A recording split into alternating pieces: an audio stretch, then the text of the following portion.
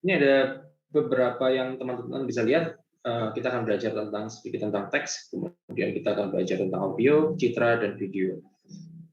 Nah, tentu saja ada beberapa yang bisa teman-teman dapatkan gitu ya. Kalau kita bicara tentang teks, itu maka kita bicaranya mungkin ada beberapa yang bilang extension dan lain sebagainya. Nah, tapi pada intinya semua yang teman-teman pelajari itu gunanya untuk apa? Gunanya untuk kalau teman-teman nanti kita bicara dalam sebuah sistem, maka sistem ini akan dalam tanda kutip mengenali langsung gitu ya terhadap si sistem atau ada aplikasi atau ada file yang masuk ke dalam sistem tersebut. Kalau kita tidak punya suatu standar tertentu, maka namanya file ini tentu saja tidak bisa dikenali secara langsung. Mungkin kalau kita bicara teks itu mudah gitu ya, kita bicaranya tentang oh ini file apa si apa namanya si tulisan ini hanya bisa dibaca tanpa adanya italic, tanpa adanya bold, tanpa adanya heading, bentuk heading gitu ya, tanpa adanya bentuk footer dan lain sebagainya. Nah, kalau sudah seperti itu ya udah berarti kita mainnya TXT aja gitu. Kita bisa buat misalnya bukan notepad gitu ya. Di dalam notepad ini teman-teman bisa ngelakuin apa sih? Yang teman-teman bisa lakuin ya misalnya teman-teman hanya menulis halo gitu misalnya ya. Kemudian teman-teman bisa membuat tulisan yang panjang juga. Misalnya teman-teman copy dari Word gitu ya. Misalnya pengalaman saya mengajar di kuliah ini gitu. Nah, ini adalah sebenarnya bentuk-bentuk yang mana kalau teman-teman perhatikan dia akan tersimpan pada sebuah apa namanya? Sebuah tempat atau sebuah ekstensi yang bernama TXT. Nah, kenapa kita butuh TXT ini atau kenapa sih akhirnya kita punya ekstensi tertentu? Karena nanti ketika kita membuka lagi atau kita akan membaca lagi, hal ini menjadi hal yang penting bagi sistem itu sendiri. Oke, kalau TXT mungkin teman-teman memiliki apa namanya cara baca yang simple gitu ya. Tinggal dibuka lah mau pakai apa namanya Notepad atau mau pakai kalau teman-teman pakai Linux bisa misalnya pakai Vim atau pakai Gedit gitu ya. Nggak masalah gitu. Nah, tapi bagaimana nanti kalau misalnya kita punya hal yang berbeda? Contohnya teman-teman nanti punya JPEG sama PNG. Hal ini adalah suatu hal yang berbeda gitu. Suatu hal yang penanganannya harus berbeda. Penanganannya tidak bisa sembarangan gitu. Teman-teman bisa buka TXT ini di dalam apa namanya Word itu masih memasuk akal. Tapi kalau nanti Word teman-teman buka di dalam suatu word processing bernama Notepad itu akan menjadi masalah. Nah, inilah kenapa akhirnya kita butuh yang namanya ekstensi yang jelas gitu. Nanti teman-teman akan lihat juga bagaimana suatu ekstensi ini bisa bekerja dan bisa dikenali dalam sebuah sistem. Nah, pengenalan dulu bahwa ada beberapa apa namanya beberapa ekstensi yang teman-teman akan kenal. Yang pertama adalah namanya TXT, yaitu plain text. Plain text itu seperti ini biasa gitu ya. Teman-teman nggak bisa melakukan apapun di sini. Yang kemudian sebenarnya kalau kita harus urutkan dari TXT ini akan muncul ke RTF, yaitu Rich Text Format. Ini rich text format ini kita bisa melakukan perubahan-perubahan yang cukup signifikan gitu ya. Mulai dari ada italic, ada bold, ada underline dan lain sebagainya. Yang mana ini kita sudah mulai bermain apa namanya beautify gitu ya, udah mempercantik tulisan. Nah, itu ada di RTF. Baru setelah apa namanya RTF ini ada, nanti teman-teman akan bertemu dengan yang namanya apa tuh namanya hyperlink text gitu ya, yang ada di dalam hypertext markup language mungkin atau mungkin di tempat lain. Yang mana kalau kita bertemu dengan hal-hal yang ada di hypertext link, maka teman-teman bisa memasukkan atau bisa mengembed suatu apa namanya suatu link atau suatu tautan ke dalam tulisan tersebut. Nah, itu sebenarnya urutan yang agak rinci gitu ya terkait tentang TXT, RTF dan akhirnya masuk ke HTML atau ke hypertext. Nah, masalah yang terjadi bukan masalah sebenarnya, tapi ada juga nih format-format lain yang teman-teman bisa dapatkan. Mulai dari itu XML, EPUB, mungkin PDF dan lain sebagainya. Nah, yang mana semua tulisan ini yang penting teman-teman bisa membacanya gitu ya.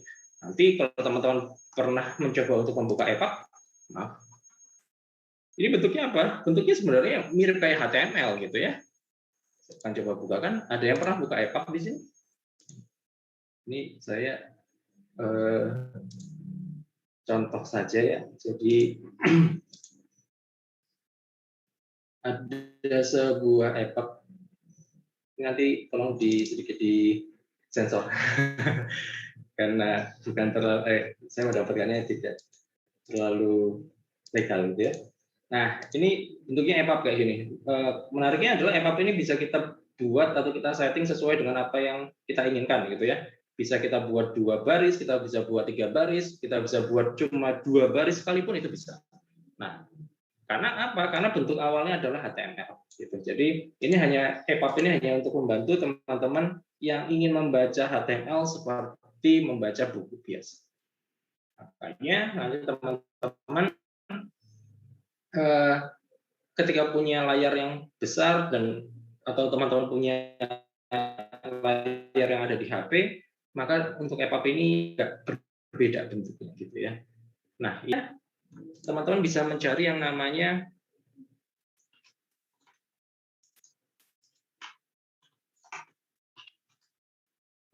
sebentar, namanya itu adalah magic number.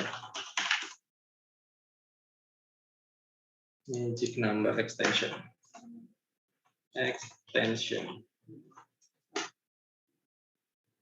Jadi nanti itu bisa dilihat sebenarnya pada suatu file itu selalu akan bisa dilihat ekstensinya atau bisa kita lihat bentuknya itu nanti menggunakan file signature gitu. Nah, file signature ini adalah suatu hal yang nanti teman-teman juga harus bisa lihat atau harus bisa baca menggunakan yang namanya text editor, gitu ya. Ini bukan suatu hal yang sebenarnya akan diajarkan pada perkuliahan ini, tapi ini adalah suatu hal yang teman-teman harus pelajari atau harus bisa mengerti, yaitu ternyata semua file itu memiliki bentuk sendiri-sendiri. Contohnya saya akan membuka sebuah file. Di sini filenya doc gitu ya. Di sini ada nggak ya contoh? Bentar, saya lihat dulu ya. Oh, ini hanya cuma ada TXT, HTML, XML, EPUB, sama RTF. Oke, kita buka yang EPUB saja ya. EPUB kuliah, gitu di basic. Kemudian, maaf. Ini adalah sebuah hasil dari pembukaan dari EPUB. Gitu. Di dalam EPUB ini, teman-teman nanti akan ini contohnya saya buka menggunakan namanya hex editor HXD gitu ya, dan nanti di sini teman-teman bisa mendapatkan yang namanya header dan juga trailer yang sesuai. Nah, untuk memastikannya bisa teman-teman lihat di dalam file signature ini. Untuk EPUB dia tuh punya barisan kode seperti apa. Di sini contohnya adalah 54B0304. Maka kalau kita masukkan ke dalam si HXD ini, harusnya nanti akan teman-teman menemukan masuknya ke dalam hex value, search. Nah, di sini teman-teman menemukan yang namanya 504B0304. Nah, ini tempatnya ada di bawah gitu ya, ini ada di trailer. Nanti pun kalau misalnya teman-teman mencari lagi ataupun kita coba untuk yang lain, seandainya saja kita buka yang tadi ini adalah doc gitu ya, maka di sini pun ada sifatnya gitu.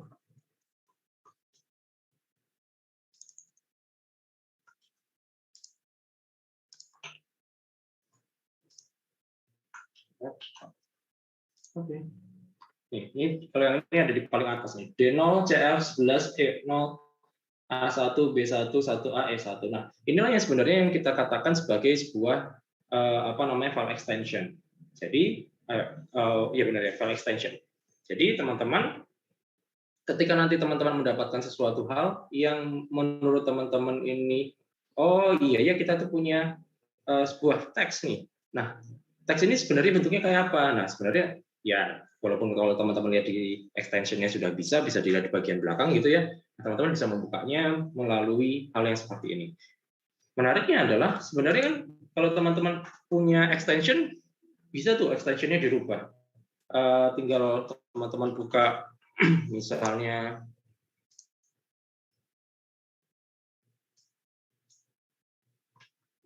apa ya, saya bukakan sebentar. Saya carikan dulu. Misalnya apa ya?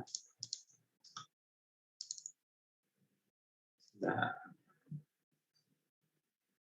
ya ini yang tadi aja deh. Pembukaan kuliah, pembukaan MK baru dok, gitu ya. Itu sebenarnya bisa kita ubah. Misalnya doknya kita ubah menjadi TXT, gitu. Terpaksa menjadi TXT. Nah, apa yang terjadi? Ya, kalau teman-teman buka sebagai TXT, inilah yang terjadi. Sebuah dok yang tadinya bisa kita baca, ya ada beberapa yang bisa teman-teman baca nih. Kepada yang terhormat, bla bla bla. Nah, ini rahasia ya, nggak rahasia juga sih. Nah, ini apa namanya? Sebenarnya bisa gitu. Kasarnya teman-teman punya apa namanya beberapa file extension, beberapa file apa namanya format gitu ya, itu bisa dibuka menggunakan hal-hal yang lain.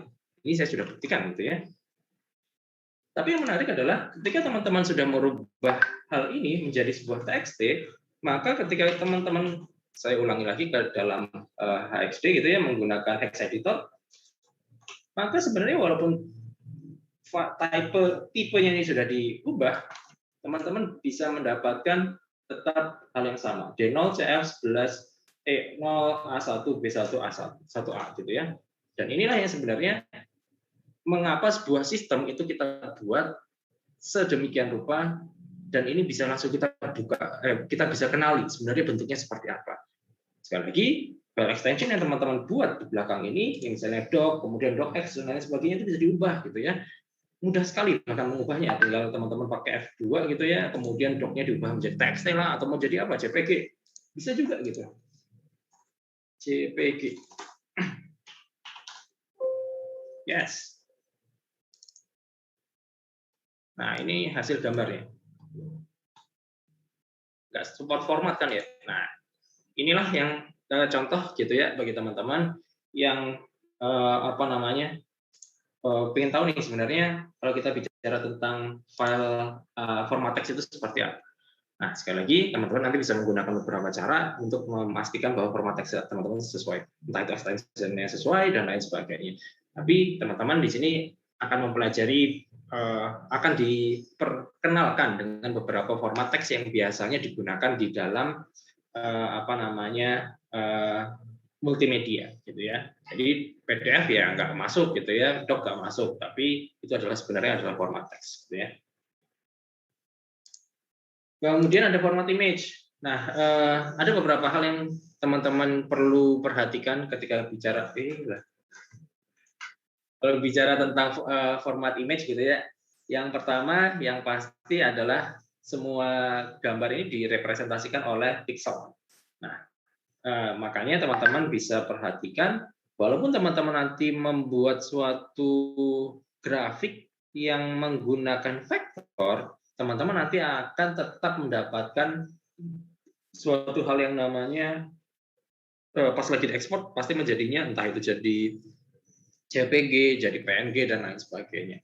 Karena ya untuk semua gambar yang kita buat akhirnya yang kita lihat pixelnya berapa gitu ya. Apa namanya entah itu jadi bitmap, entah itu jadi JPEG dan lain sebagainya. Itu pasti akan yang kita lihat adalah pixelnya.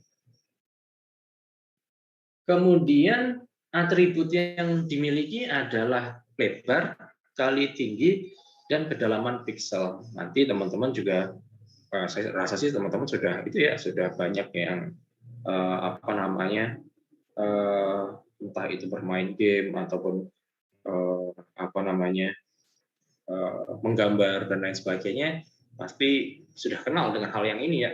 Teman-teman pasti ingin apa namanya pikselnya yang paling rapat gitu ya, yang memanjakan mata dan lain sebagainya. Nah, ya karena memang atributnya dari gambar ini cuma itu. Ada lebar, ada tinggi, dan ada kedalamannya. Udah selesai gitu. Nanti kalau teman-teman pakai yang namanya apa ya, gambar-gambar yang menurut teman-teman sudah bagus di HP, kok dimasukkan ke dalam komputer ini menjadi agak kurang baik. Kenapa ya? Salah satunya karena ini gitu ya. Karena kita memiliki lebar yang sesuai dengan HP, tinggi yang sesuai dengan HP, kedalaman piksel yang cukup untuk HP, tapi belum tentu cukup untuk di layar teman-teman. Kemudian setiap pixel direpresentasikan oleh sejumlah bit yang disebut sebagai pixel depth. Ya. Selanjutnya, pixel depth sama untuk semua pixel di dalam satu gambar. Nah, jadi nggak mungkin teman-teman itu bilang gambar saya sebelah kirinya ini pixelnya lebih dalam gitu ya, lebih banyak pixel di sebelah kiri daripada di sebelah kanan, itu nggak mungkin. Jadi dalam satu gambar pasti jumlah pixelnya sama gitu ya, merata gitu. Jumlah pixel per inch misalnya gitu ya, PPI ya, gitu yang biasanya digunakan itu pasti akan sama. Kemudian pixel depth ditentukan oleh color space representation yang digunakan. Nah, apa namanya nanti masalah gitu ya. Jadi intinya kalau teman-teman punya color space tertentu gitu, nanti kedalamannya agak berbeda gitu ya. Entah itu nanti yang paling rapat akan jadi seperti apa, kemudian yang paling renggang seperti apa, dan lain sebagainya. Nanti itu akan apa namanya sedikit banyak dipelajari di beberapa pertemuan ke depan. Oh, ini udah ada nih. Ini representasinya ada beberapa apa namanya color space.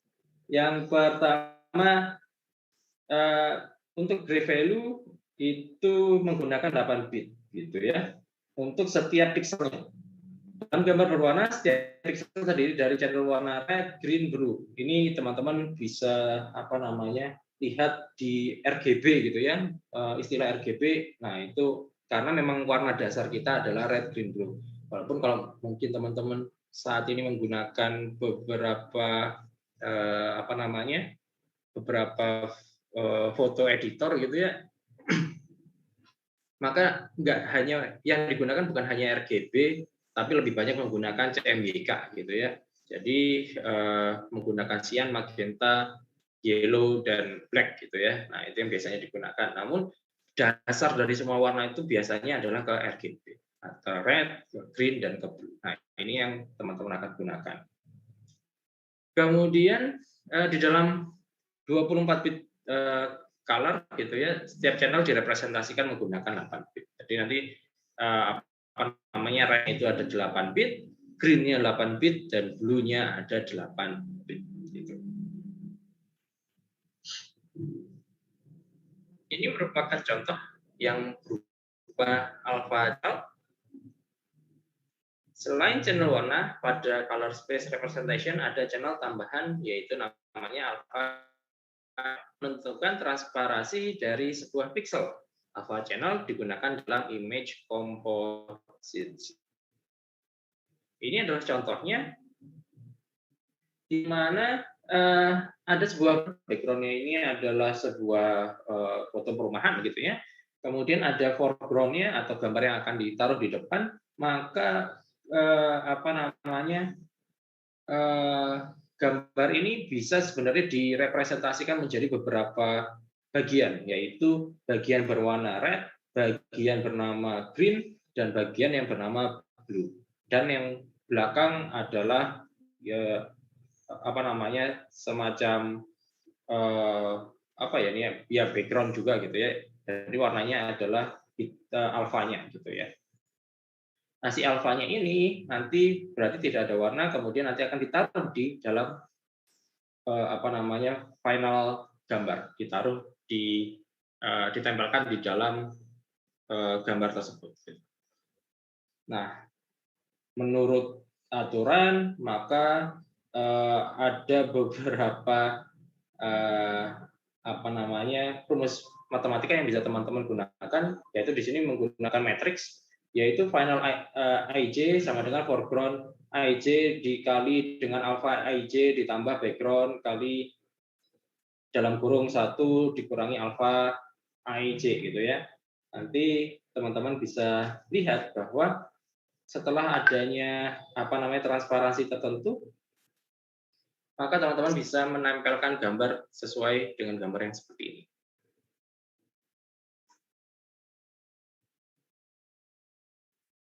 Kemudian maju ke yang namanya format gambar. Kalau tadi kita sudah bicara teks, teman-teman tadi juga sudah melihat yang namanya gambar itu seperti apa, maka kita punya format gambar digital. Format gambar digital ini sekali lagi juga memiliki sebuah file signature yang unik gitu ya. Dan teman-teman bisa lihat di dalam list of file signature di sini. Nah, yang perlu teman-teman lihat adalah kita akan membahas beberapa saja gitu ya. Nanti ada sekitar 6 gitu kalau nggak salah. Yang pertama adalah BMP atau window bitmap. Tipe gambar ini tidak terkompresi. Jadi gambar-gambar dari BMP ini relatif agak besar. Setiap pikselnya diwakili oleh 1 sampai 24 bit, umumnya tidak terkompresi namun dapat terkompresi dengan runtime encoding atau RLE gitu ya. Kemudian ada yang namanya PCX, format dari window paintbrush. Nah, gambarnya juga tidak terkompresi dan digunakan hanya untuk platform Windows saja atau memiliki fitur sama dengan PMP. Nah, ini kalau teman-teman yang memakai paintbrush nanti akan tersimpan menggunakan file suffix atau ekstensi PCX. Nah, ini masalahnya PCX hanya bisa dipakai oleh si Windows saja gitu ya, karena memang ini hanya miliknya Windows. Kemudian graphic interchange format atau GIF. Nah, ini banyak digunakan di web, mendukung 256 warna animasi dan alpha channel. Nah, biasanya kalau teman-teman kepikiran GIF, pasti kepikirannya adalah suatu gambar yang bergerak gitu ya, atau meme gitu ya, meme yang menggunakan GIF. Nah, itu mungkin yang teman-teman terpikirkan. Nah, tapi intinya apa ya? Intinya adalah dia punya 256 warna, dia bisa untuk animasi dan ada alpha channel gitu ya. Selanjutnya, hal yang paling sering teman-teman ketemui adalah JPEG gitu ya, atau Joint Photographic Export Group. Nah, gambarnya ini terkompresi. Nah, juga mendukung dengan kompresi yang namanya lossy dan lossless. Nanti teman-teman akan pelajari lossy dan lossless itu apa. Tapi tidak mendukung alpha channel. Nah, si JPEG sama JPEG ini mungkin menjadi suatu format yang paling sering teman-teman temui ketika teman-teman browsing, kemudian teman-teman download dan lain sebagainya gitu ya. Gambarnya cukup baik karena terkompresi. Jadi kalau teman-teman lihat di dalam JPEG atau kalau teman-teman suka fotografi, kalau sudah JPEG itu pasti ukurannya relatif kecil dibanding kalau teman-teman pakainya RAW atau pakainya PNG dan lain sebagainya. Karena memang yang diinginkan memang ya kalau bisa gambarnya ini udah yang penting bisa memperlihatkan gambar-gambar yang atau memperlihatkan memperlihatkan gambar yang sesuai ya yang diinginkan oleh kamera kita atau ketika dikirimkan ke kita ya udah ini JPEG itu kayak gini. Nah, ini agak berbeda dengan yang namanya PNG yaitu Portable Network Graphic. Ini warnanya ini 1 sampai 48 bit warna dan mendukung alpha channel. Didesain untuk menggantikan .gif. Nah, di sini teman-teman bisa lihat gitu ya, bahwa kalau teman-teman punya PNG itu bisa punya gambar yang mana belakangnya atau background-nya ini kosong gitu ya. Atau gambar nggak punya background tertentu gitu. Nah, itu kan sebenarnya kalau teman-teman lihat sekali lagi untuk mengingatkan yang tadi yang namanya alpha channel, ya itu alpha channel itu gitu ya. Bahwa ada suatu tempat yang nggak ada isinya, tapi tetap itu termasuk dalam suatu file. Nah, itu tidak bisa didapatkan di JPEG. Makanya kalau teman-teman pengen punya gambar yang nggak ada background-nya, kemudian nanti teman-teman bisa tempel di dalam entah itu PowerPoint, entah itu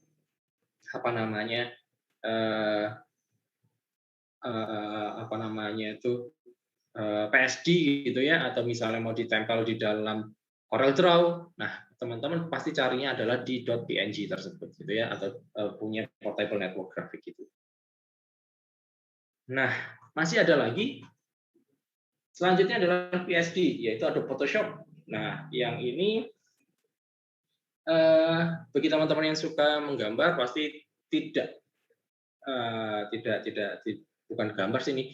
Biasanya bagi teman-teman yang suka fotografi, nah pasti tidak lepas dari yang namanya Adobe Photoshop. Walaupun kita jago fotografi gitu ya, apa namanya, banyak orang yang akan membuat gambarnya lebih tajam, kemudian gambarnya lebih apa namanya, ada yang dipotong dan lain sebagainya. Nah itu biasanya menggunakan Adobe Photoshop.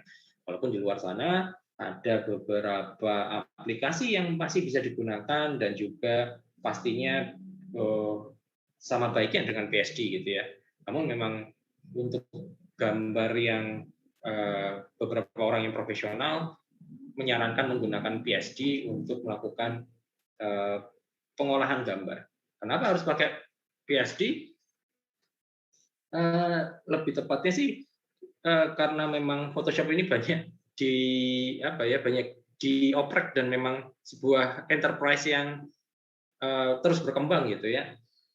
Dan menariknya lagi karena kita menggunakan PSD ini kita bisa membuat gambar itu berlapis gitu ya. Kita bisa layering. Kalau teman-teman lihat di dalam PSD maka ada layering gitu. Ada gambar yang di background. Biasa, kalau tadi gambarnya cuma background sama foreground nih ya. Nah, teman-teman kalau di dalam PSD, bagi yang belum pernah menggunakan Photoshop misalnya gitu ya, nah teman-teman bisa membuat bahkan sampai 100 layer gitu.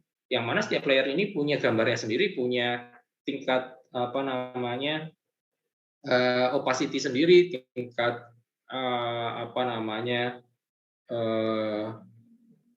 tingkat bukan tingkat ya, bentuk yang berbeda dan lain sebagainya. Nah, yang mana biasanya setiap layer ini ya karena namanya layering berarti yang paling bawah adalah sebuah background dan yang paling atas adalah sebuah foreground. Yang diantaranya ya sesuaikan saja gitu ya. Di layer nomor 2 ya berarti di atasnya background. Layer nomor 3 ya di atas layer 2 dan lain sebagainya. Nah, ini yang menarik. Makanya teman-teman bisa melakukan perubahan image menggunakan PSD. Kemudian di PSD ini ada fiturnya, digunakan untuk editing gambar, mendukung banyak model warna, bit depth dan dapat dibuat berlapis. Nah, ini apa namanya keterangannya, gitu ya. Seingat saya juga kalau di dalam PSD, Photoshop, di dalam PSD itu tidak lagi menggunakan RGB, tapi menggunakan CMYK. Saya bukakan dulu ya.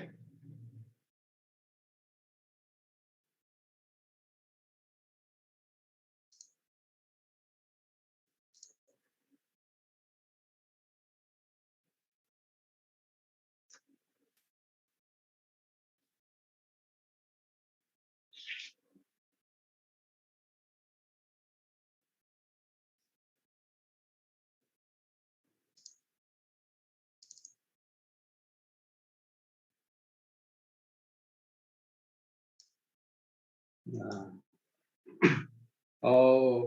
untuk yang apa namanya secara default ternyata masih menggunakan RGB, tapi bisa digunakan yang lain, CMYK misalnya dan lain sebagainya. Nah, ini bisa diubah di modenya gitu ya.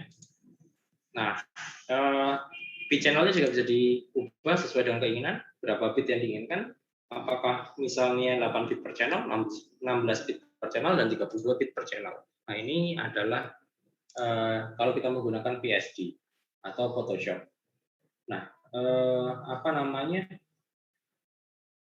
Seingat saya, tapi kalau kita bicara tentang color balancing, maka tetap menggunakan CMYK gitu ya, karena CMYK dan juga red blue-nya ada gitu ya. Jadi teman-teman nanti kalau menggunakan PSD, tadi mode utamanya adalah RGB, namun kalau mau menggunakan color balancing, kemudian menggunakan apa namanya, misalnya channel mixer dan lain sebagainya, nanti apa namanya dua itu masih dipakai, nggak cuma RGB.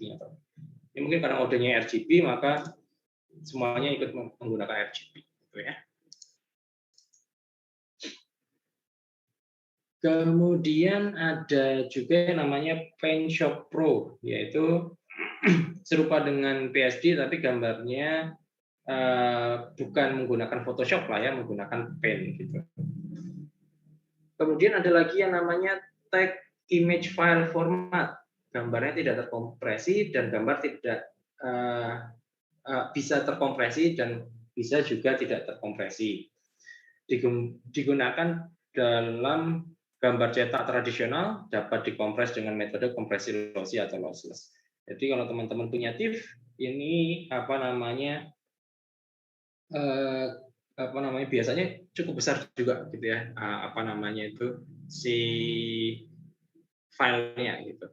Saya punya pengalaman bahwa ternyata kalau misalnya kita mau membuat suatu backup data yang gambar backup gitu ya yang bagus ya kalau bisa menggunakan TIFF gitu. Karena dari pengalaman penggunaan dari JPEG dan PNG, TIFF ini lebih mendekati ke RAW-nya gitu ya. Kalau kita menggunakan yang gambar tidak terkompresi itu lebih dekat ke RAW. Jadi si gambar tersebut kalau teman-teman perbesar relatif masih bagus lah ya, kasarnya seperti itu. Nah itu adalah yang TIFF. Teman-teman yang di FSRD pun setuju gitu bahwa TIFF ini relatif dekat ke RAW. Jadi bagi teman-teman yang pengen punya gambar yang agak tajam, silahkan menggunakan TIFF gitu ya. Kemudian ada yang namanya Macromedia Freehand, punyanya Macromedia gitu ya, yang punya perusahaan yang punya Flash, yang punya mungkin kalau dulu teman-teman pernah pakai Dreamweaver dan lain sebagainya, punya yang namanya Macromedia Freehand. Nah, Macromedia Freehand ini adalah sebuah sebuah aplikasi yang dapat menggambarkan atau bisa membuat suatu vektor. Nah, vektornya ini sayangnya tidak terkompresi, kayak Corel juga sebenarnya nggak terkompresi gitu ya. Dan ini hanya bisa digunakan pada Flash player gitu dan mendukung animasi. Nah, karena mendukung animasi, makanya banyak digunakan di beberapa tempat yang semacam web gitu ya, tapi dalam bentuknya sudah bukan freehand, tapi bentuknya adalah si Flash tadi. Kemudian ada Corel Draw. Corel Draw ini mungkin bagi teman-teman yang suka menggambar, nah ini baru pakai Corel Draw gitu ya. Karena bentuknya apa? Bentuknya adalah bentuk vektor. Vektor itu apa? Ya kayak kemarin sudah dijelaskan gitu ya, bahwa dia kalau diperbesar itu tidak akan pecah gitu. Jadi teman-teman bisa memiliki suatu gambar atau memiliki suatu tampilan gitu ya yang ketika kita mau buat detail yang bagus, kemudian karena ini gambar ya sekali lagi bukan foto ya, buat detailnya bagus bisa diperbesar, kemudian nanti kalau dimasukkan kembali kepada gambar dengan ukuran semula maka dia akan terlihat lebih detail ya. Inilah kita menggunakan Corel Draw itu. Walaupun nanti pada akhirnya Corel Draw ini harus diekspor menjadi suatu bitmap atau sebagai JPEG atau PNG, ya itu nanti urusan lain gitu ya. Namun pada format awal yang berbentuk vektor, dia menggunakan format CDR. Kemudian ada SWF, yaitu Macromedia Shockwave Flash Format. Format vektor tidak terkompresi. Kemudian milik Macromedia seperti dengan freehand, di dalamnya terdapat representasi vektor dan animasi yang dapat disimpan pada web. Masih banyak yang selanjutnya adalah DXX, yaitu punyanya AutoCAD. Bagi teman-teman yang belajar AutoCAD gitu ya, biasanya sih yang pakai adalah teman-teman dari arsitek dan juga dari teman-teman dari teknik sipil gitu ya. AutoCAD ini lebih banyak dipakai di sana. Mungkin di mesin juga menggunakan AutoCAD gitu ya untuk menggambar mesin dan lain sebagainya. Nah, intinya apa? Intinya adalah dia ingin menggambarkan suatu gambar yang bisa 3D gitu, walaupun apa namanya, tentu saja tingkat kesulitannya akan menjadi lebih tinggi daripada gambar-gambar yang 2D gitu ya. Kemudian ada PostScript atau PS atau EPS, Encapsulate PostScript. Nah, ini gunanya untuk apa? Gunanya untuk meta file atau metadata gitu ya. Mendukung teks, font, vektor, dan gambar. Nah, selanjutnya ada Adobe Illustrator. Ini bagi teman-teman yang ingin menggunakan apa namanya saingannya CorelDRAW ya, pakainya adalah Adobe Illustrator ini gitu ya.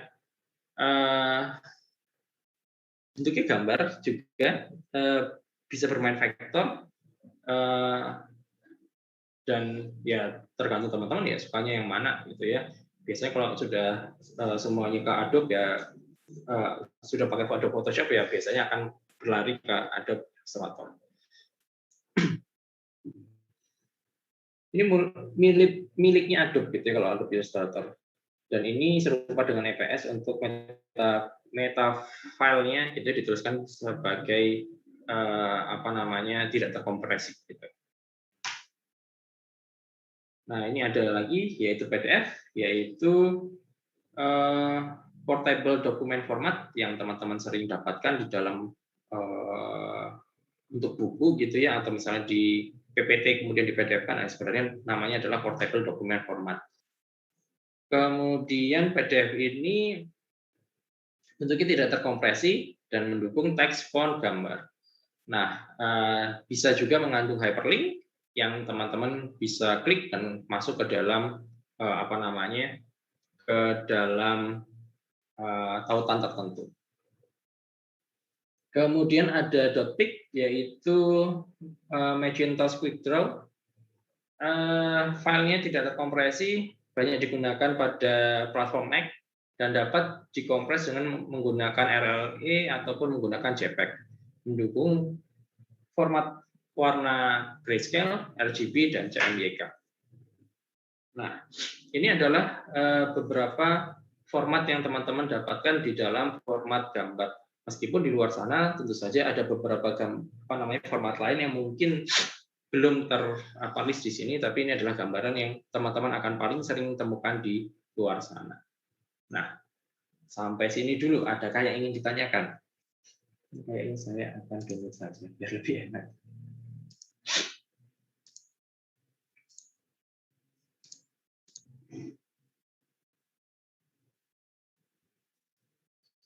Belum ada? Baik. Nah, jika belum ada, sekali lagi saya akan mengatakan bahwa semua file subfig di sini ataupun yang namanya apa namanya ekstensi yang ada di sini semuanya memiliki list tertentu, dan biasanya teman-teman nanti bisa menemukan hal ini di dalam apa namanya file yang teman-teman inginkan. Jadi kalau nanti teman-teman ketemu GIF, pasti akan ketemu dengan 47, 49, 46, 38, 37, 61, misalnya seperti itu. Begitu juga dengan JPEG dan lain sebagainya, itu selalu ada. Nah, ini sekali lagi digunakan untuk suatu sistem itu bisa mengenali secara langsung dari si file yang kita miliki. Entah itu file yang berupa apa namanya, berupa gambar, entah itu yang berupa teks, entah itu yang berupa apa namanya video dan lain sebagainya. Nah, inilah yang teman-teman temui di luar sana, gitu ya.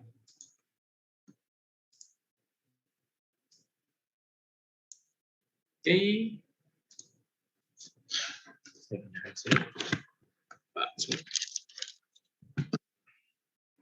Nah, kali ini kita akan bicara tentang format video. Sudah saya download biar lebih enak apa namanya presentasinya. Di format video ini apa namanya intinya adalah sebuah gambar yang ditampilkan secara cepat gitu. Dan setiap gambar di dalam video tersebut disebut sebagai frame, dan video memiliki atribut yang sama dengan image tambah dengan frame rate dan scanning format. Nah, ini yang teman-teman dapatkan, makanya kenapa sih sebuah video itu bisa bisa di pause gitu ya. Kok bisa ada apa namanya gambar yang dilihat kemudian kok apa namanya dari satu sampai tempat dari satu gambar sama frame lainnya, dari satu gambar dengan gambar lainnya, kok dia bisa putus-putus dan lain sebagainya. Ya karena memang video itu adalah gambar, tapi gambar ini disusun sedemikian rupa sehingga dia ini nanti bisa kita lihat setiap detiknya itu ada berapa gambar yang dimiliki atau yang ada di dalam video tersebut. Ada yang tahu di sini? Bagi teman-teman, nah di sini ada nih harusnya ya, kita harusnya bisa ada pooling. Coba saya lihat dulu ya. Apps. Kemudian saya coba-coba. Nah ini ada.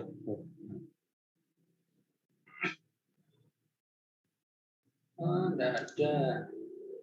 Yang cuma tahu doang. Ada yang tahu cara buat pooling di sini?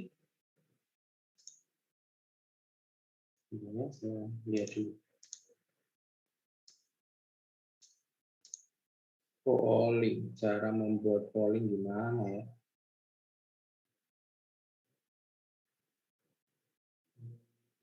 Di chat ya? Chat. More, bukan, new file, bukan. Wah, nggak ada ya? Ya sudah lah ya. Seingat saya ada cara buat polling. Oke, coba tuliskan di dalam chat. Saya ingin tahu nih, adakah yang teman-teman adakah teman-teman yang pernah mencoba untuk mengetahui hal ini? Kira-kira apa namanya di dalam video berapa sih frame per second yang bisa dilihat oleh mata itu sudah tidak putus-putus? Nah, kan berapa mata kita tuh bisa ngelihat frame per second berapa sih biar nggak putus-putus?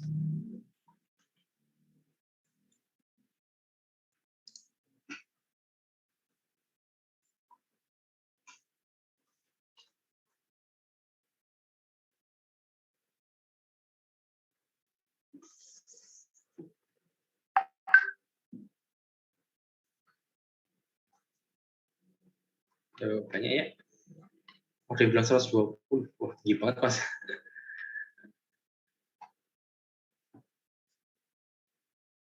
Biar nggak patah-patah, betul. Biar nggak terlalu patah-patah.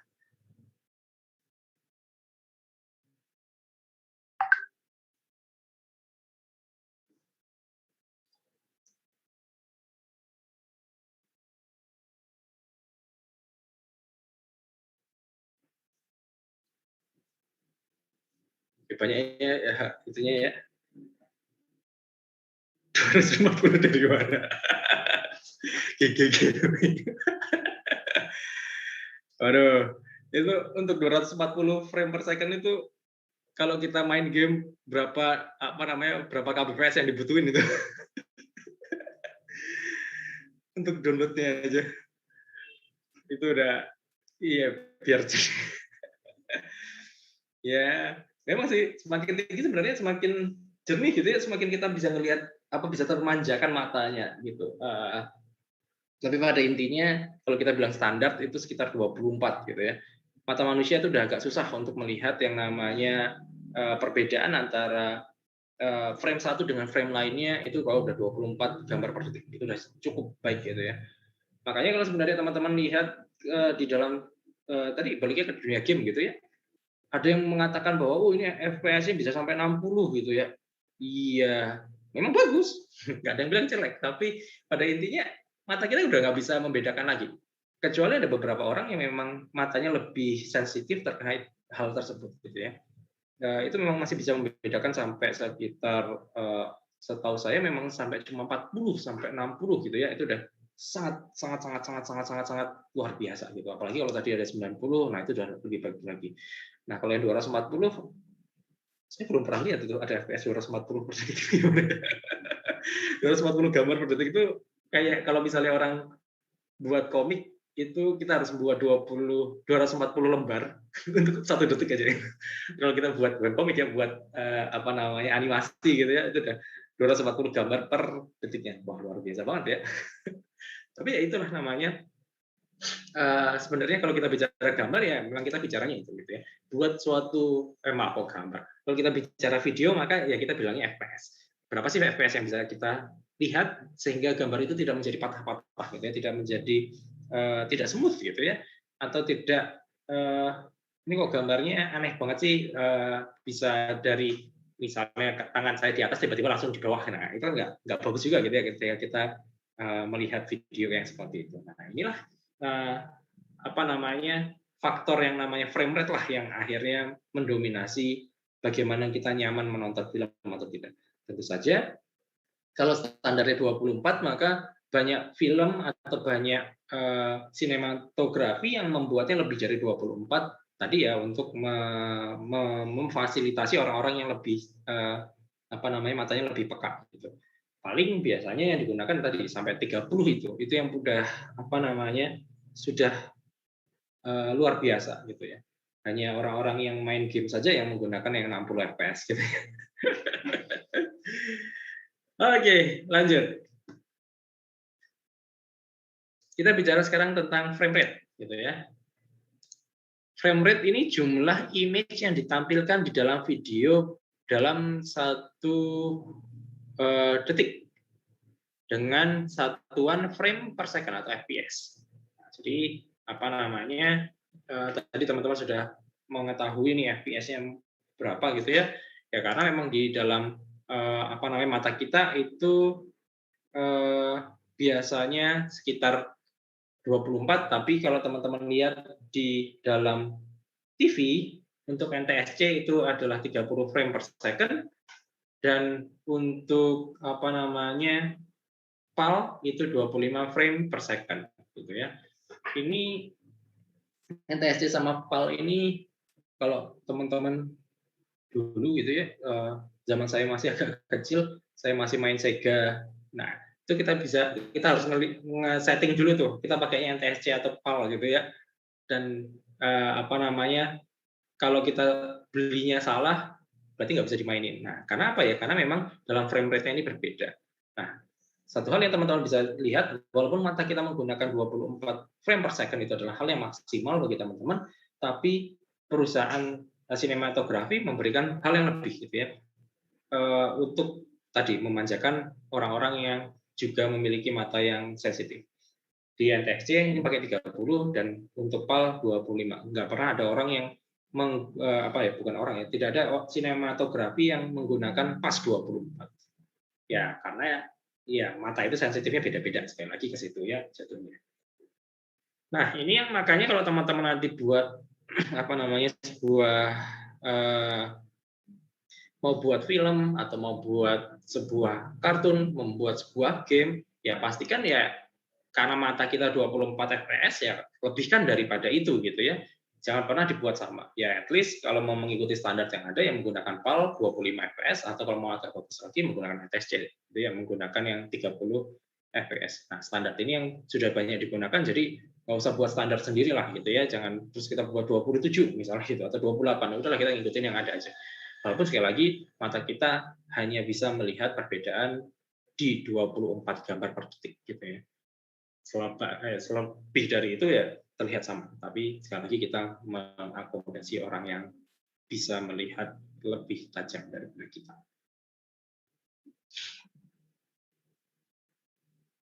Masuk ke dalam scanning format, yang terjadi apa sih? Nah, yang terjadi adalah ada video analog yang kemudian dikonversikan ke dalam sinyal satu dimensi berupa scan light.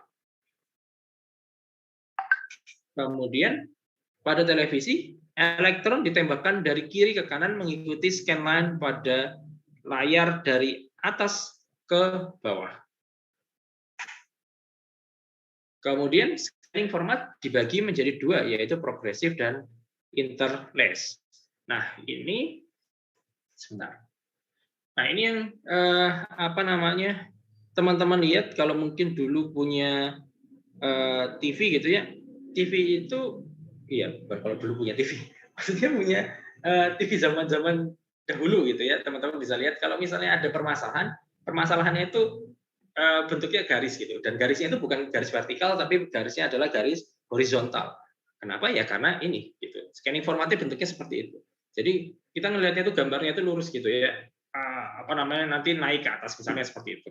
Dan lain sebagainya, bukan vertikal, bukan dari atas gitu ditembakkan ke bawah, bukan gitu. Makanya jarang banget ada permasalahan di TV itu yang bentuknya adalah si apa namanya, bentuknya vertikal gitu, jarang banget gitu ya. Adanya biasanya bentuknya adalah horizontal. Apalagi kalau TV-TV yang masih tabung gitu ya, nah itu kebanyakan masalah selalu ada di apa namanya, horizontalnya, karena memang scanningnya itu seperti itu. Kemudian scanning formatnya ini ada 2 gitu ya. Nah, ini yang teman-teman bisa lihat. Itu sebenarnya ada Pak Yusuf ini. Ini video kayaknya. Oh, tidak ada suara. Nah, ini ada semacam 2 hal yang teman-teman bisa perhatikan, di mana ada 2 buah sinyal. Yang atas itu bentuknya seperti itu gitu ya. Jadi ada lembah, kemudian ada apa namanya, ada gunungnya sedikit, kemudian lembah lagi. Nah, ini adalah yang untuk di bagian atas. Kita mengambil apa namanya, gambar yang di antara apa namanya ini, di antara putih, yang warnanya putih di antara gambar-gambar yang di paling atas. Dan nanti untuk yang di bawah, teman-teman bisa melihat bentuknya yang seperti lembah lebih dalam gitu ya, yang di bagian bawah. Nah, nanti kita akan apa namanya, bicarakan ini, atau nanti kita tanya sama Pak Yusef gitu ya, ini terkait ini yang lebih dalamnya seperti apa, karena saya tidak terlalu mendalami hal ini, jadi saya tidak apa ya belum terlalu paham terkait scanning format yang ada di sini gitu ya. Nanti teman-teman bisa tanya sama Pak Yusef. Kemudian untuk interlace scanning, penggambaran baris dalam satu frame dalam proses scanning dilakukan secara terpisah antara baris ganjil dengan baris genap. Jadi untuk scanning yang interlace, ada beberapa baris itu apa namanya, beberapa baris itu kita bedakan antara yang baris yang ganjil dan baris yang genap, dan ini dilakukan apa namanya, scanning gitu ya, untuk hal yang terpisah juga. Jadi kalau teman-teman punya baris ganjil akan di-scan bersamaan dengan garis ganjil, dan garis genap di-scan bersamaan dengan garis genap. Kemudian pertama, televisi menggambarkan baris ganjil pada gambar. Setelah selesai, kemudian menggambar baris genap. Hasil dari interlace scanning dapat memiliki flicker dan artifak gitu ya. Ada yang tahu flicker apa? Flicker. Biasanya teman-teman kalau di TV ada flicker. Nah, flicker itu apa? Ini di sini ada hasil dari interlace scanning dapat memiliki flicker. Apakah flicker itu? Kedap-kedip, Pak. Apa? Maaf. Layarnya kayak kedap-kedip gitu, Pak. Layarnya kayak kedap-kedip. Ada yang lain yang punya jawaban lain?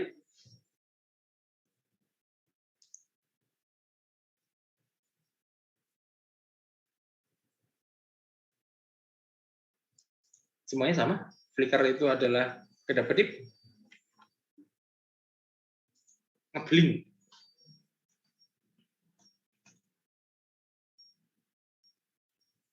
Ada lagi? Ya kedap-kedip ngebling sama ya. Kayak ada semutnya. Bukan, kalau semut bukan. Yang ada merah hijau. Merah hijaunya, merah hijau. Emang ada, oh itu kayak itu ya. Kayak garis-garis merah hijau. Apa video garis-garis merah hijau, Pak? Jadi kayak naik turun gitu gambarnya, ada garis-garis di tengahnya gitu. Itu flicker bukan? Oh, garis ada warna tertentu gitu ya, naik turun gitu ya. Oh, oke. Sip, terima kasih jawabannya. Ada lagi? Kalau kita rekam monitor atau TV suka kedap-kedip. Oh, ya yang ini ya. Kalau teman-teman rekam pakai apa namanya, pakai HP gitu ya, apa namanya, kemudian layarnya itu FPS-nya nggak sesuai dengan kamera teman-teman, video teman-teman, maka nanti ada garis-garisnya gitu ya maksudnya ya. Oke. Suka belang-belang gelap terang. Oke.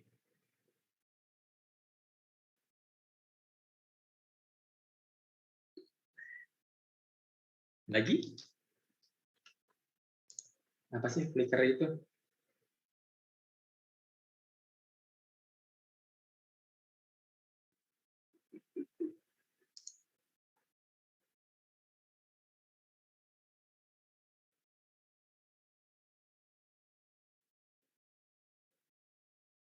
Nah,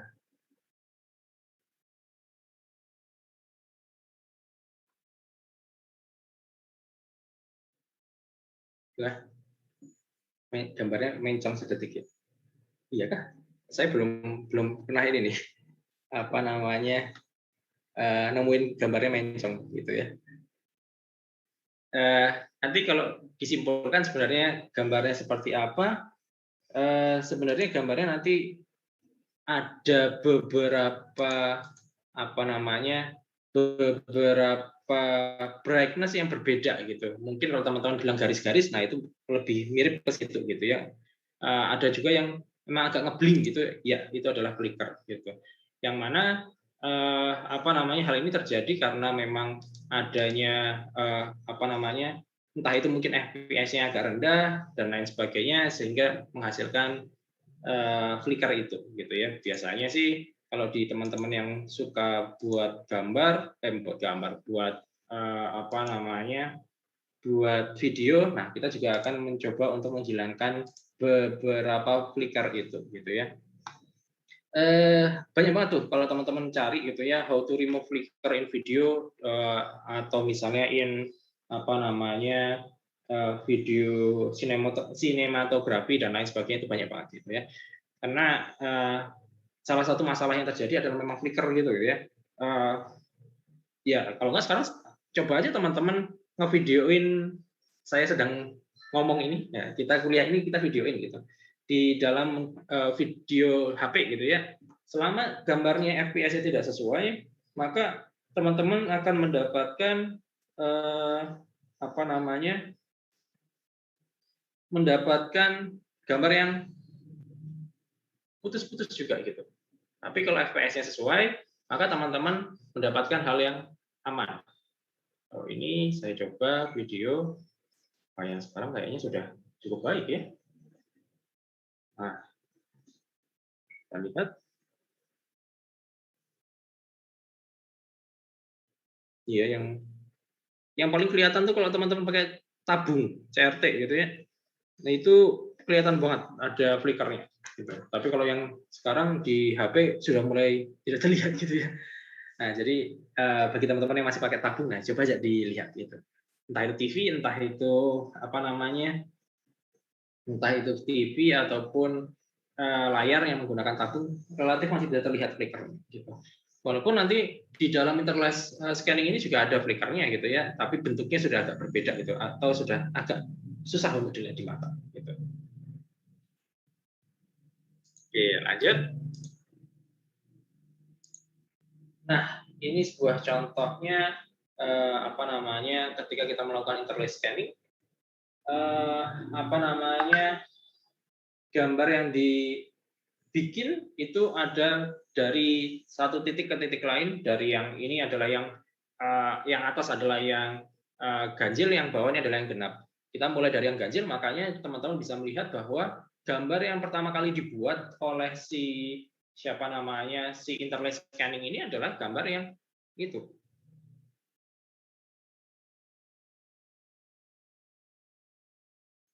Oke, ada pengayaan ya di dalam gambar, pengayaan di dalam gambar, di dalam Edunex, silakan nanti dilihat.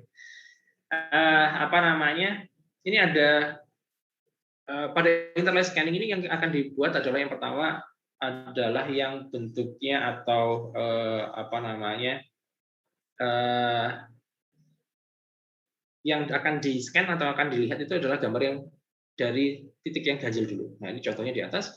Nah, ketika gambar ganjil ini sudah selesai, maka baru akan ditambahkan dengan gambar yang genap. Nah, ini yang teman-teman lihat di atas adalah ketika gambar ganjilnya ini sudah dibuat, maka gambarnya ini ada selang-selingnya gitu ya, atau muncul yang namanya flicker tadi gitu ya.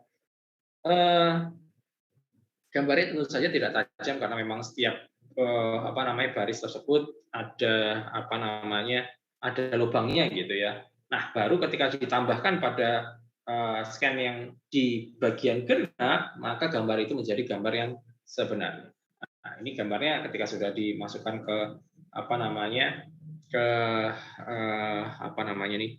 ke yang genap, maka yang tadinya seperti potong-potong seperti ini itu akan muncul seperti ini gitu ya. Jadi gambar yang sesungguhnya.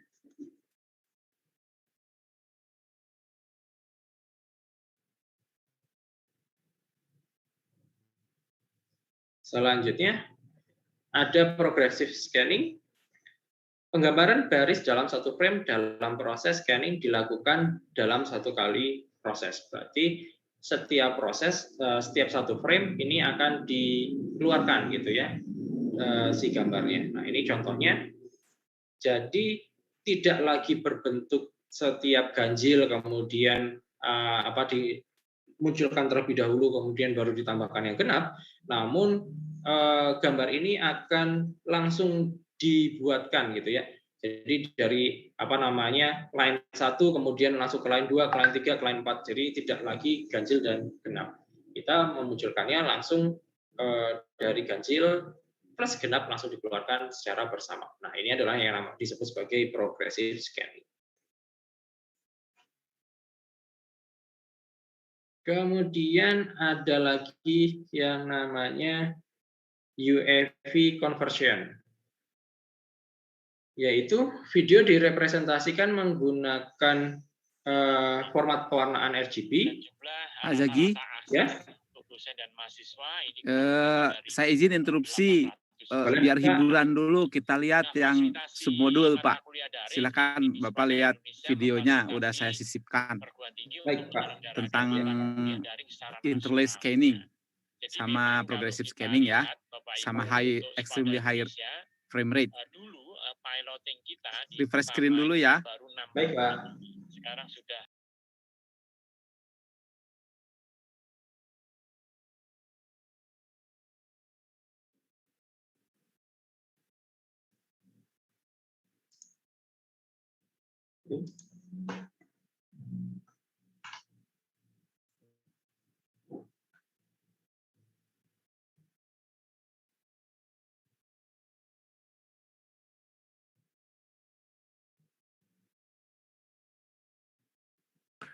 Kayaknya Pak Yusuf cuma upload di K1, Pak.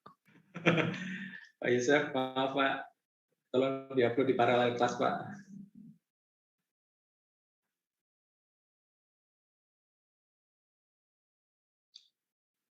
Atau Mbak Atina bisa minta tolong untuk dipindahkan ke ini?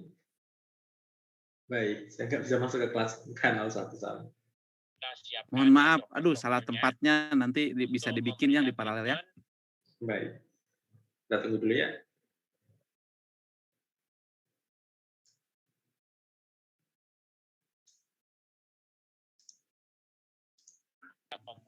Gak apa-apa, biar keluar masuk dari paralel ke kelas individu untuk proses ini presensinya Pak Zaki. Oh, iya. Jadi Pak Zaki biar set presensinya jika belum sekalian ya. Di samping itu kita juga berkolaborasi dengan Kedutaan Besar Australia untuk menyelenggarakan webinar series. Jadi saling tukar. Oke, mungkin Teh Atina bisa share screen dulu untuk lihat pengayaan. Pak Jagi akan bikin presensinya dulu. Teh Atina yang menampilkan pengayaan untuk melihat secara nyata tentang scanning ya, itu yang lama. Tapi yang baru itu pakai frame rate langsung ya kalau digital ya. Bisa anggap semuanya progresif sebetulnya kalau yang digital. Silakan Teh Atina ditampilkan yang pengayaan.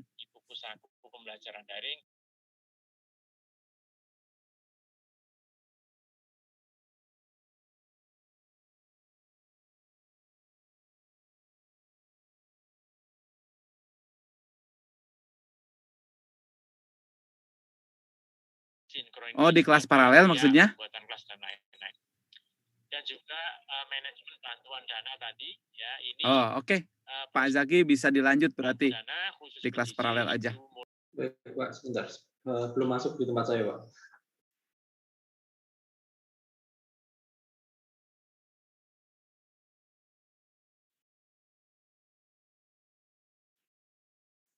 Ya, di model 3 saya masih cuma ada kuis.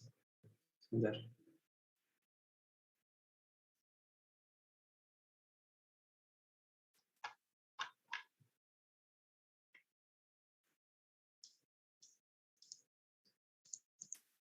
Belum bisa, Pak. Ini saya masih ada, cuma ada ini, Pak. Saya refresh berkali-kali.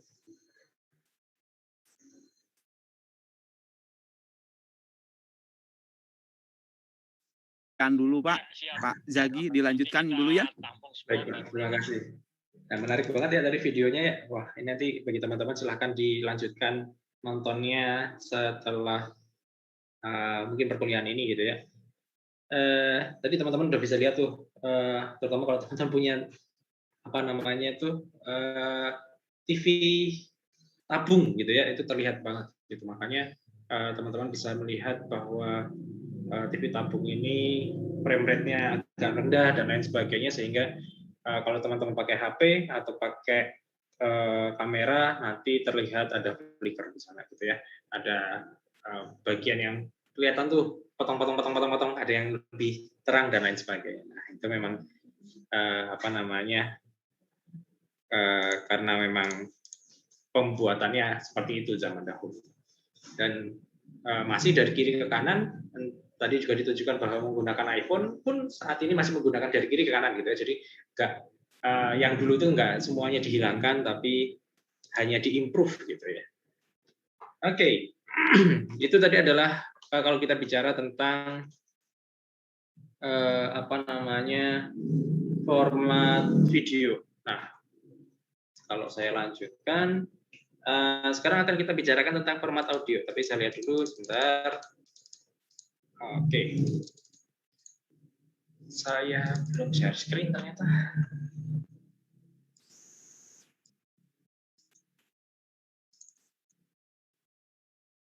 Ada format audio. Pertama, suara dapat adalah bentuk energi yang merambat melalui medium akibat suatu getaran. Ini kalau fisika zaman teman-teman SMP gitu ya, SMP atau SMA ya, ya sekitar itulah ya, SMP atau SMA, teman-teman tahu bahwa suara itu adalah energi yang merambat melalui medium akibat suatu getaran. Entah itu teman-teman main apa namanya main gitar, gawai yang bergetar, atau misalnya teman-teman main drum, ada apa namanya membran yang dipukul dan itu menyebabkan getaran, atau kita mengeluarkan suara saja, ini adalah suatu membran yang disebut dengan apa sih, membran suara kita tuh namanya apa? Saya lupa ya, anak teka ya atau apa ya? Ya, saya nggak lupa namanya apa. Secara biologi saya nggak lupa namanya apa, tapi intinya adalah kita menggetarkan suara, menggetarkan udara yang ada di dalam tenggorokan kita, kerongkongan kita. Kemudian getaran itu mengakibatkan suatu suara tertentu. Nah, itu apa namanya konsep utama kalau teman-teman bicara tentang suara gitu. Dan itu semuanya pasti akan seperti itu. Teman-teman ada suara orang jatuh dan lain sebagainya, sebenarnya adalah bentuk dari getaran tersebut. Nah, kemudian suara yang asli, suara yang ada di dunia nyata itu bentuknya adalah analog. Dan ini direpresentasikan menggunakan gelombang. Nah, gelombang ini ya seperti yang teman-teman kemarin buat gitu ya di dalam apa namanya dibuat di dalam tugas sebelumnya, selalu ada dari setiap waktu, entah itu time-nya per detik ataupun per sekian detik, itu selalu tersambung gitu ya, karena namanya juga analog gitu ya, bukan sebuah yang bentuknya diskrit. Jadi semuanya ada sambungannya gitu. Dan ini sayangnya di komputer kita tidak bisa apa namanya tidak bisa menerima hal tersebut, karena komputer kita itu adalah komputer digital. Digital ini maksudnya apa? Digital ini ya ngertinya cuma 1-0 aja lah, kasarnya seperti itu. Selain 1-0 dia nggak paham. Nah, makanya akan dibutuhkan sampling dan kuantisasi. Dan ini udah kemarin teman-teman apa namanya? Udah teman-teman coba juga ya menggunakan nanti akan ada nih kuis dan lain sebagainya. yang mana sampling dan kuantisasinya memiliki rumus sendiri gitu ya. At least kalau teman-teman mau melakukan sampling yang baik itu menggunakan 2 kali frekuensi yang dibutuhkan untuk dibuat pertama kali. Jadi kalau teman-teman frekuensi awalnya adalah 1 kilo gitu ya, berarti teman-teman minimal untuk melakukan sampling itu 2 kilo. Itu namanya Nyquist gitu ya. Nah, digitalisasi ini berbeda dengan analog yang tadinya bentuknya semua ini sinyal tersambung gitu ya dan real time. Nah, digitalisasi ini kita membuat suatu hal yang diskrit gitu, per sedikit bagian dan selalu memiliki limit. Kalau teman-teman analog ini nggak punya limit, kalau di digital ini selalu ada limitnya gitu ya, atau namanya ya kita buat limit antara satu titik dan titik lainnya secara waktu lah atau secara tempat lah, itu harus ada limitnya. Nggak boleh tidak terdefinisikan, itu nggak boleh ketika kita bicara terkait diskrit, dan digitalisasi adalah bentuk dari diskrit itu sendiri. Kemudian salah satu karakteristik suara sinyal digital adalah banyaknya channel, apakah satu yang disebut sebagai mono, stereo, ataupun 2 gitu ya, atau disebut sebagai banyak atau surround. Pada konsep surround, maka kita memastikan diri kita itu seperti ada di dalam suatu lingkaran gitu ya, atau di suatu ruangan, yang mana ruangan tersebut memiliki banyak, atau kalau di konsep surround 5 berarti ada 5 buah speaker, kalau di surround 7 berarti ada 7 buah speaker gitu ya. Yang mana tadi setiap speaker itu memiliki timing sendiri untuk mengeluarkan suara, dan ini mengakibatkan kita merasa bahwa kita ada di suatu tempat yang apa ya, yang ya kita immerse lah ya ke dalam film tersebut atau di dalam lagu tersebut, karena seperti di belakang kita ada suaranya, di depan kita ada suaranya, dan lain sebagainya. Nah, titik-titik ini tergantung kita menggunakan surround berapa. Makanya kalau teman-teman juga di dalam apa namanya itu sebuah teater gitu ya, di sebuah apa namanya bioskop, nah kita pakainya surround. Kenapa ya? Karena kan kita ingin rasain sebenarnya kalau di film itu seperti apa. Ya, ini yang kemarin juga saya sempat tunjukkan kepada teman-teman, ada yang untuk teknologi Sony, ada yang namanya 360 reality audio. Nah, ini mirip juga, tapi kita benar-benar menggunakan apa namanya, kalau di surround itu hanya 7 titik misalnya seperti, atau di surround yang 5.1 ada 5 titik, maka di 360 itu kita seperti punya di 360 derajat suara, dan itu menjadi suatu hal yang sangat menyenangkan gitu ya. Kita bisa mendengarkan bahwa di sebelah kanan kita ini ada suara hujan, di sebelah kiri kita juga ada suara hujan, kemudian ada mobil lewat dari kiri ke kanan, benar-benar nyata, bukan hanya kita melihat sebagai apa namanya suatu bentuk 2D. Kalau surround kan kita lihatnya cuma ada 2D gitu ya, ada lingkaran yang itu bentuknya 2 dimensi gitu. Tapi kita juga melihat sebagai 3 dimensi. Jadi kita bisa melihat bahwa kalau di depan saya itu depan yang bagian atas, depan bagian bawah, atau depan bagian apa namanya tepat di depan saya gitu, sejajar dengan telinga saya. Nah, itu juga bisa di konsep yang nanti 360. Nah, tapi ya inilah konsep ketika kita bicara tentang suara. Kita dimanjakan dengan suara. Itu adalah seperti ini. Ada beberapa format video audio yang teman-teman bisa dapatkan. Yang pertama adalah WAV. Ini biasanya teman-teman dapatkan misalnya kemarin besok ya, beberapa saat lagi teman-teman akan diberikan sebuah tugas yang harus mengambil suara teman-teman sendiri. Nah, nanti audio tersebut biasanya akan dibentuk menjadi .wav jika menggunakan Audacity.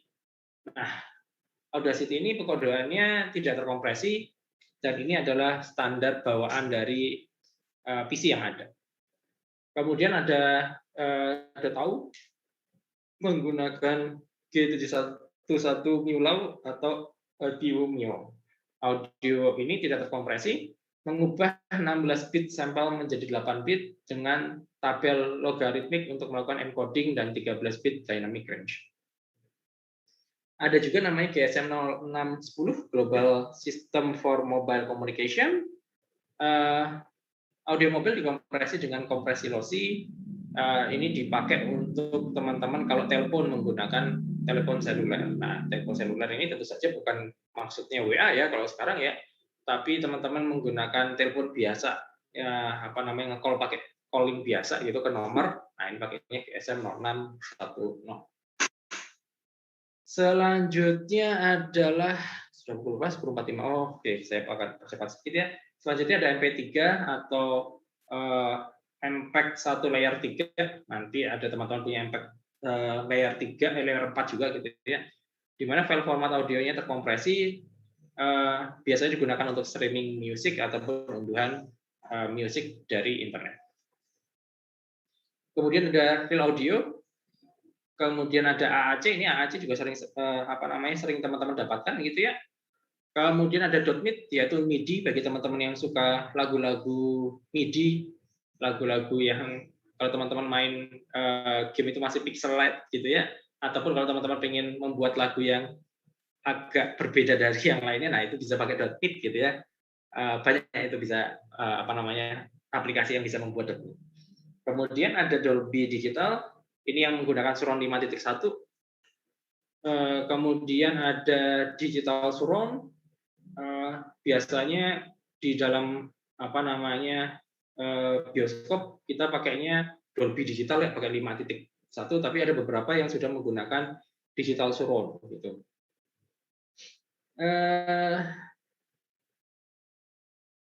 Di digital surround ini data rate-nya lebih tinggi. Kemudian ada THX surround sound, didesain untuk bioskop. Tapi kayaknya kalau di bioskop kita pakainya surround ya.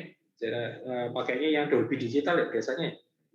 Jarang ada yang pakai THX. Ada juga namanya THX Extended yang mana posisinya tidak hanya 5 tapi sekarang 7 gitu ya di extended. Nah, ini adalah pertemuan hari ini,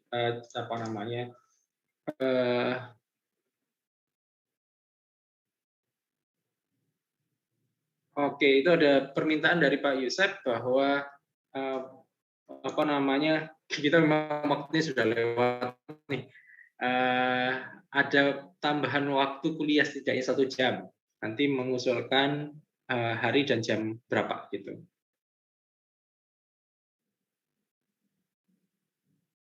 Nah, kami tunggu dari koordinasi kedua ketua kelas hari apa aja dan jam berapa. Mungkin nanti teman-teman bisa bicarakan dulu di luar ini ya Pak ya, di luar kuliah ini ya Pak ya.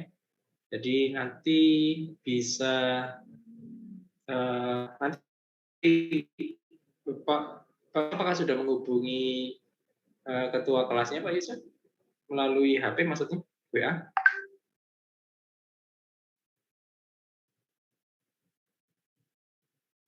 Sebelum bubar paling dicek dulu presensinya ya untuk kedua kelas, barangkali tidak masuk Pak Zagi, tolong dicek aja dua-dua kelas. Baik Pak.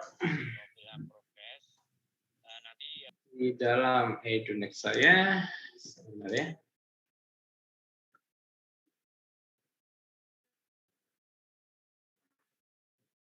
Di dalam presensi saya untuk kelas saya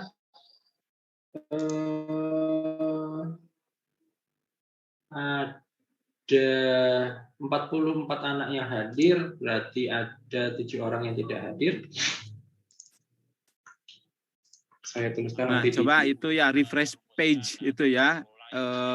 Siapa tuh? Zarfa sama siapa coba. Terus nanti setelah para mahasiswa refresh page, masuk dulu tapi ya ke dalam mata kuliah individunya Pak Zagi. Kemudian Pak Zagi ini lagi refresh page lagi giliran Pak Zagi. Coba cek. Baik Pak, ini saya akan tuliskan dulu di dalam chat.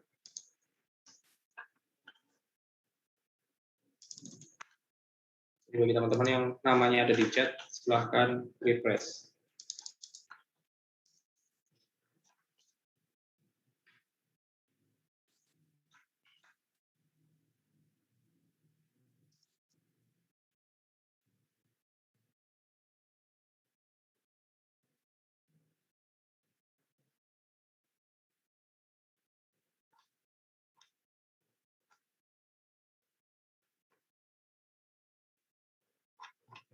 Oke, baik. Tinggal 1 di tempat saya yang belum.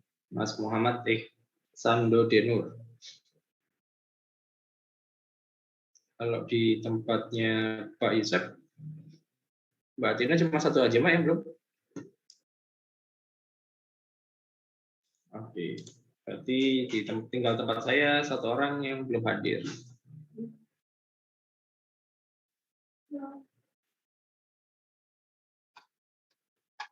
Oke, sekarang semuanya sudah hadir. Mungkin nanti kami tunggu dari ketua kelas. Teman-teman bisa mengajukan beberapa pilihan hari gitu ya dan jam. Kalau nambah 1 jam, kira-kira nambahnya di waktu yang mana gitu ya. Karena apa namanya nanti kita menyesuaikan jadwalnya seperti apa yang cocok sama jadwal kami gitu ya. Maaf Pak Zaki, mau ya? tanya. Berarti ini tuh yang 1 jam ini buat minggu ini aja apa gimana tuh Pak? Apa setelahnya bakal kayak gitu minggu depan?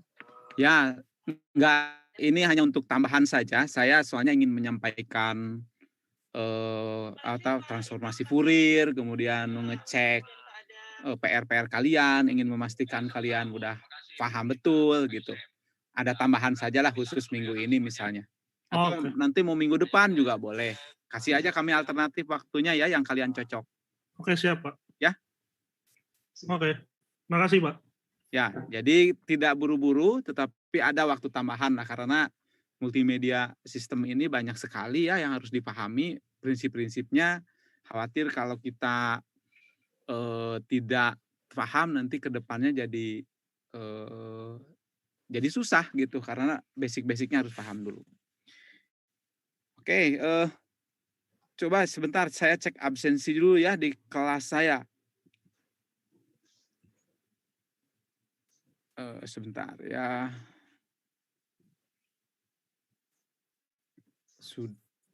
Yang sekarang ada 55. Ya, sepertinya sudah semua nih kalau di kelas saya. Udah aman. Yang sudah semua, Pak. Pak Zaki sudah oke? Sudah oke, Pak. Berarti kita sampai di sini ya kuliahnya. Nanti saya ingin menjelaskan lebih lanjut mengenai yaitu hasil-hasil kami lah, saya dan Pak Zaki ya. Silakan nanti kedua ketua kelas berdiskusi dengan rekan-rekannya alternatif waktu mana saja ya, 1 jam lah cukup. Kalau ada 2 jam itu lebih baik sehingga kita lebih fleksibel. Berikan waktunya hari apa dan jam berapa, nanti kita pilih yang saya cocok dengan Pak Zaki. Nanti akan kita adakan pengayaan tambahan lah untuk perkuliahan ini. Demikian dari saya, terima kasih banyak. Pak Zaki, silakan kalau akan ditutup. Oke, terima kasih atas kehadiran teman-teman kalian dan terima kasih atas kehadiran Pak Yusuf juga. Kami cukupkan sekian pada pertemuan hari ini. Selamat siang. Assalamualaikum warahmatullahi wabarakatuh. Siang, Pak. Makasih, Pak. Makasih Pak. Salam multimedia. Salam multimedia.